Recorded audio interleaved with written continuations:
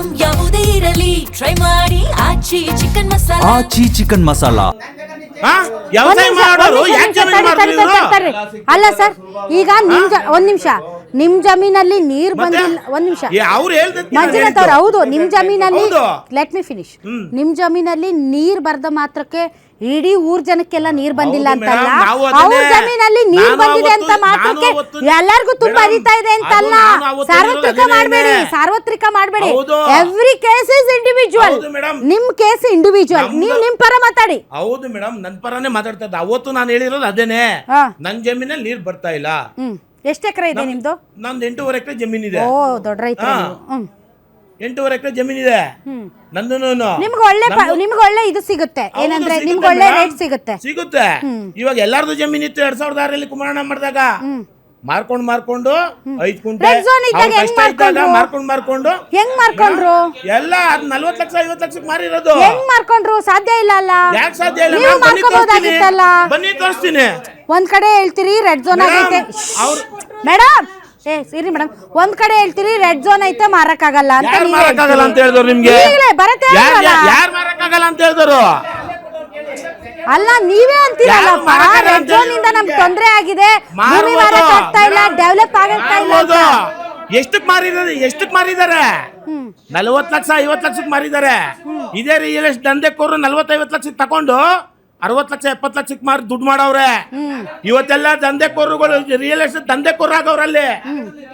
ಬರೀ ಬೆಂಗಳೂರು ಜಮೀನು ಎಷ್ಟು ಜನ ತೆಗ್ದಿ ಅಲ್ಲಿ ಬಿಟ್ಟಿದ್ದಾರೆ. ನಾನ್ ನಿಮ್ಗೆ ರಿಯಲ್ ಎಸ್ಟೇಟ್ ತೋರಿಸ್ತೀನಿ, ಬನ್ರಿ.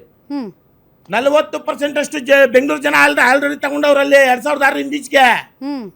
ಬರ್ರಿ, ಎಷ್ಟು ಜನ? ಪಾಯಿಂಟ್ ಏನ್ ನಿಮ್ದು? ನಮ್ದು ಪಾಯಿಂಟ್ ಏನಿಲ್ಲ ಮೇಡಮ್, ನಮ್ದು ಇಷ್ಟೇ. ನಾವು ಕೂಡ ಕುಪ್ಕೆ ಇದ್ದೀವಿ. ನಾವು 2006 ಬೇಸತ್ತೋಗ್ಬಿಟ್ಟಿದೀವಿ ಅಲ್ಲಿ. ನಾವು ಕಷ್ಟ ಅಂದಾಗ ನಾವು ಜಮೀನ್ ಮಾರಕ್ಕಾಗಲ್ಲ, ಸರಿನಾ? ಎಲ್ಲ ರೇ ಮಾರ್ಬೋದು ಅಂದ್ರೆ 40-50 ಲಕ್ಷ ಕೊಟ್ಬಿಟ್ಟು ನಾನು ಸಾಲ ನುತ್ತೀರಲ್ಲ, ನಾನೇನು ಒಂದು ಅಭಿವೃದ್ಧಿ ಮಾಡ್ಕೊಳ್ಳೋಂಗಿಲ್ಲ ಅಲ್ಲಿ. ಬೈಕ್ ಹತ್ರ ಇಟ್ಕೊಂಡು ಮಾರ್ಬೋದ್ರಿ, ಮಾರ್ಬೋದು. 40-50 ಲಕ್ಷಕ್ಕೆ ಜಮೀನ್ ಮಾರ್ಕೊಂಡು ನಾನು ಇದು ಮಾಡ್ಲಾ?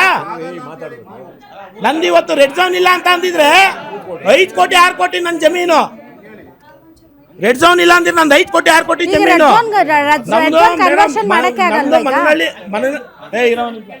ನಂದು ಮನನಹಳ್ಳಿ ಗ್ರಾಮ, ಸರಿನಾ?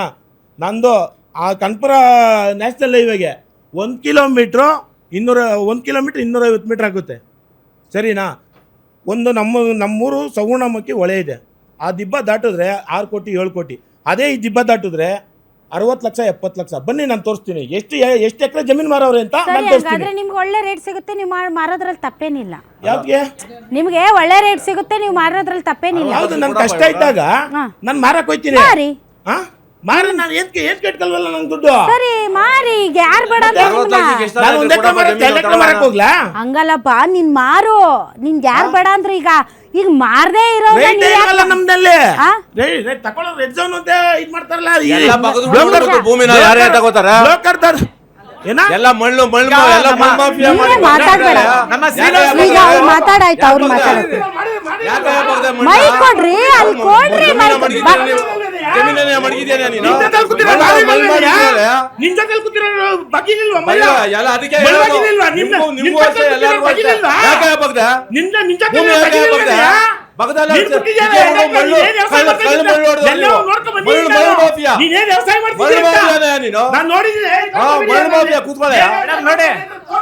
ಈಗ ನಮ್ದು ಭೂಮಿ, ನಮ್ಮ ಶ್ರೀನಿವಾಸ ರೆಡ್ಡಿ ಅವ್ರದ್ದು ಇದು ಒಡಕೆ ಬೆಳ್ತದೆ 2 ಎಕರೆ ಒಡಕೆ ಬೆಳ್ತದೆ, ಬಿದ್ದಿರ್ತದೆ ಹೋಗಲ್ಲ.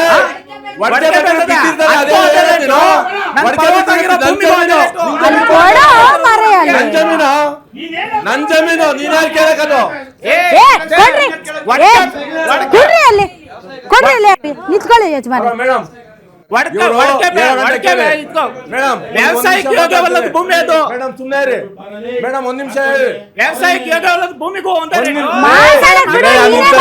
ಮಾತಾಡ್ತಾ ಇದ್ದೀನಿ. ರಿಯಲ್ ಆಗಿ ನಮ್ಗೆ ಲಾಸ್ ಆಯ್ತಿರೋದು ಮೇಡಮ್. ನಾನ್ ಮಾತಾಡ್ತಾ ಇದ್ದೀನಿ ಮೇಡಮ್. ಇವಾಗ ನನ್ನ ಮಗಳು ಬಂಜೆ ಆಗೋಗ್ಬಿಟ್ರೆ ಊರಲ್ಲಿರೋ ಮಕ್ಕಳೆಲ್ಲ ಬಂಜೆತೀರಾ?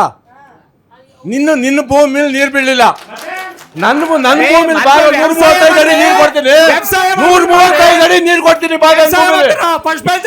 ನನ್ನ ಮಗಳು ಬಂಜೆ ಈ ಊರಲ್ಲೆಲ್ಲ ಪಂಚಾಯತಿರಾ? ಅಲ್ಲಿ ಎಷ್ಟು ಜನ ರಿಯಲ್ ಎಸ್ಟೇಟ್ ಅವರು 7 ಗಂಟೆ ಕೇಳು. ಆಮೇಲೆ ಒಂದ್ ವಿಷಯ ಹೇಳ್ತೀನಿ, ಇವ್ರನ್ನ ಜಮೀನು ಅಕ್ವೈರ್ಗೆ ಬಿಟ್ಕೊಡೋರ್ಗೆ ನಾವೇನ್ ಬೇಡ ಅನ್ನಲ್ಲ.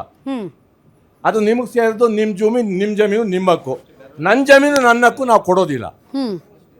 ಅಷ್ಟೇ ಮಾತಾಡಬೇಕು, ಬಾಕಿ ವಿಷಯ ಬೇಕಾಗಿಲ್ಲ.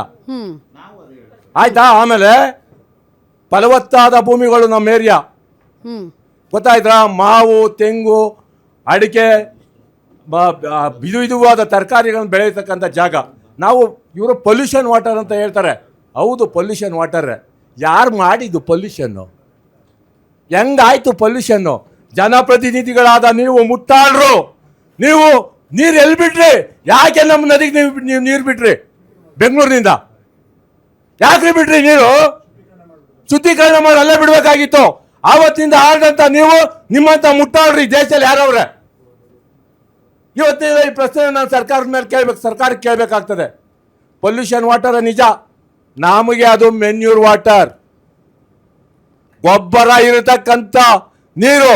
ಆ ನೀರು ವ್ಯವಸಾಯಕ್ಕೆ 1 ಎಕರೆಗೆ 1 ಸಾರಿ ಕಟ್ಟಿದ್ರೆ 2 ಮೂಟೆ 3 ಮೂಟೆ ಯೂರಿಯಾ ಹಾಕಿದಷ್ಟು ಫಲವತ್ತಾದ ಒಂದು ತಾಕತ್ ಕೊಡ್ತದೆ. ತೆಂಗಿನ ಮರಕ್ಕೆ ಆಗಲಿ, ರೇಷ್ಮೆಗೆ ಬನ್ನಿ ನೀವು, ರೇಷ್ಮೆ ಒಂದೊಂದು ಎಲೆ ಇಷ್ಟಾಗಲ ಐತೆ, ಒಂದು ಎಲೆ ತಿಂದ್ರೆ ಹೊಟ್ಟೆ ತುಂಬಿಸ್ಕೊತೈತೆ ಅಂತ ರೇಷ್ಮೆ ಬೆಳಿತಾವ್ರೆ ನಮ್ಮ ರೈತರು.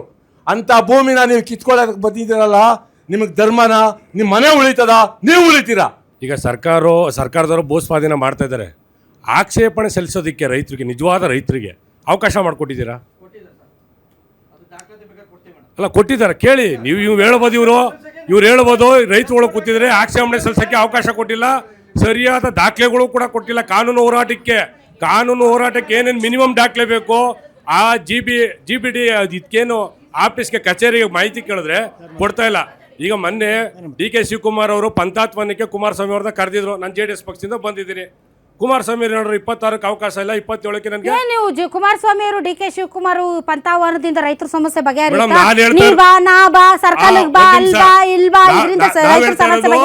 ನಾವ್ ಹೇಳ್ತಾ ಇರೋದು ಬೈರ್ಮನದಲ್ಲಿ ಸಭೆ ಮಾಡಿ, ಪಾಣಿ ತಗೊಳ್ಳಿ, ಆಧಾರ್ ಕಾರ್ಡ್ ತಗೊಳ್ಳಿ, ಸ್ಥಳೀಯ ರೈತರುಗಳನ್ನ ಕರೀರಿ. ನೀವು ಹಿಂದೆ 1900ರಲ್ಲಿ ಪಂಚಾಯತ್ವನಕ್ಕೆ ಹೋಗಿದ್ದೀರಿ, ಅವತ್ತು ಕಾನೂನು ಸುವ್ಯವಸ್ಥೆ ಬರಲಿಲ್ಲ ನಿಮ್ಗೆ, ಇವತ್ತು ಕಾನೂನು ಸುವ್ಯವಸ್ಥೆ ಬರುತ್ತಾ? ಮಾನ್ಯ ಶಾಸಕರು ಹೇಳ್ತಾರೆ, ಬಾಲಕೃಷ್ಣ ಅವರು, 2 ಕಡೆ ಜನ ಲಕ್ಷಾಂತರ ಬಂದು ಹೊಡೆದಾಡ್ಬಿಟ್ರೆ ಏನ್ ಮಾಡೋದು ಅಂತಾರೆ.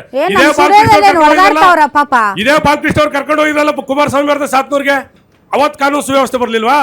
ಇವತ್ತು ದಯವಿಟ್ಟು ಈ ಬಾಲಕೃಷ್ಣ ಅವ್ರದ್ದು ಏನಾಗ್ಬಿಟ್ಟಿದೆ ಅಂದ್ರೆ, ಈ ಭಜನಾ ಮಂಡಳಿ ಕಟ್ಕೊಂಡ್ಬಿಟ್ಟಾರೆ. ಬೆಳಗ್ಗೆ ಎದ್ದು ಅವ್ರನ್ನ ಬೈಯೋದು, ಇವ್ರನ್ನ ಬೈಯೋದು. ಅದ್ರ ಬದಲು ಹಳ್ಳಿಗೆ ಹೋಗಿ 2 ಪಂಚಾಯತಿ ಇವತ್ತು ಭೇಟಿ ಕೊಡ್ತಾ ಇಲ್ಲ. ನಿಜವಾದ ರೈತರು ಭೇಟಿ ಕೊಡ್ತಿಲ್ಲ, ಅವ್ರ ಭಯ ಇದೆ. ರೈತರು ಭಯದಿಂದನೇ ಹೋಗ್ತಾ ಇಲ್ಲ ಹೋಗ್ಬೇಕಿತ್ತು ಅವರು. ಅಲ್ಲಿ ಹೋಗ್ಬಿಟ್ಟು ನಿಜವಾದ ರೈತರನ್ನ ಇವ್ರನ್ನೆಲ್ಲ ಕುಂಡಿಸ್ಕೊಂಡು, ಯಾರಿಗೂ ಒಪ್ಪಿಗೆ ಇರೋರು ಕೊಡ್ರಪ್ಪ, ಒಪ್ಪಿಗೆ ಇಲ್ದವ್ರು ನೀವು ಮಡಿಕೊಡ್ರಪ್ಪ ಅಂತ ಹೇಳ್ಬೇಕು. ಸೊ ಹಿಂಗಾಗಿ ಭೂಮಿ ಕಳ್ಕೊಂಡವರು, ಭೂಮಿ ಮಾರಿದವರು, ಅವ್ರ ಮುಂದಿನ ಪೀಳಿಗೆ, ಆ ಜನರೇಷನ್ ಮಾರಿದವ್ರು ಇಮಿಡಿಯೇಟ್ ಆಗಿ ಒಂದು ಒಳ್ಳೆ ಐಷಾರಾಮಿ ಜೀವನ ಮಾಡ್ಬೋದು. But the next generation definitely ಕೆಲಸ ಇಲ್ಲದೆ ಸಫರ್ ಆಗುತ್ತೆ. ಅದೇ ಭೂಮಿ ಇದೆ, ಜನರೇಷನ್ ಗಟ್ಟಲೆ ಆ ಭೂಮಿನ ನೆಚ್ಕೊಂಡು ಜೀವನ ಮಾಡ್ಬೋದು. ಹಿಂಗೂ ಇದೆ ಭಾಳಷ್ಟು ಸ್ಟೋರೀಸ್ಗಳಿದೆ. ಬಟ್ ಪ್ರತಿಯೊಬ್ಬರ ಸ್ಟೋರಿನೂ ಡಿಫ್ರೆಂಟ್. ಆ ಒಂದು ಪ್ರತಿಯೊಬ್ಬ ರೈತನಿಗೂ ಅದೊಂದು ಬೆಲೆ ಇದೆ, ಯಾಕಂದರೆ ಅವನ ಭೂಮಿಗೊಂದು ಬೆಲೆ ಇದೆ. ಹೀಗಾಗಿ ಈಗ ಫರ್ಜಾನಾ ಮೇಡಮ್ ಇಷ್ಟು ಜನ ಹೇಳಿದ್ದು ತಾವು ಕೇಳಿಸ್ಕೊಂಡ್ರಿ, ಕೇಳಿಸ್ಕೊತಾ ಇಲ್ಲ. ದ ಮೇನ್ ಅವರ ಆಕ್ಷೇಪ ಏನು ಗೊತ್ತಾ? ಕೇಳಿಸ್ಕೊತಾ ಇಲ್ಲ, ನಮ್ಮನ್ನು ಕರೀತಾ ಇಲ್ಲ, ನಮ್ಮನ್ನು ಮಾತಾಡಿಸ್ತಾ ಇಲ್ಲ.